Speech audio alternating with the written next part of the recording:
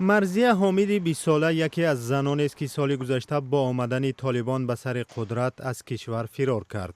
او از ماه دکبر در پاریس زندگی می کند و به ورزش نوی تکواندو مشغول است. اینجا او به دسته المپی پناهنده ها شامل شد.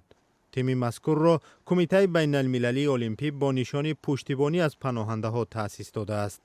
تیم منتخب فرانسه آید به تکواندو هم به مرضیه اجازه داده است با آنها تمرین کند. من هر روز 2 یا 3 مرتبه مشق می کنم. می خواهم وطنم با من افتخار کند.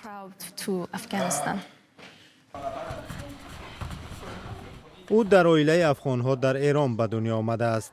حمیدی هنوز از 15 سالگی به تمرین تکواندو شروع کرده است. سال 2019 او به افغانستان رفت و به تیم منتخب کشورش شامل شد. در چندین مسابقه جهانی صاحب مدال طلا شده است. حمیدی آرزو داشت که در بازی‌های المپی پرچم افغانستان را بالا بردارد، ولی حالا نمی‌خواهد برای طالبان این کار را کند. هیچگاه من در مسابقه های جهانی پرچم طالبان را نمی بردارم. نمیدونم که آیا دوباره می توانم زیر پرچم افغانستان در سبقت ها شرکت کنم یا نه. این فکر بعضا مرا ناراحت می کند، زیرا این مهمترین آرزوی من بود.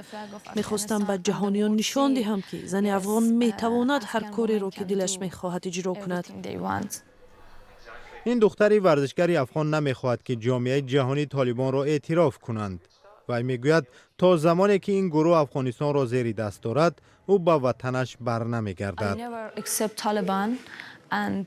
من هرگز طالبان را قبول نخواهم کرد. آنها برای من یک گروه تروریستی هستند که با نام جهاد در طول 20 سال زنان زیادی را کشتند.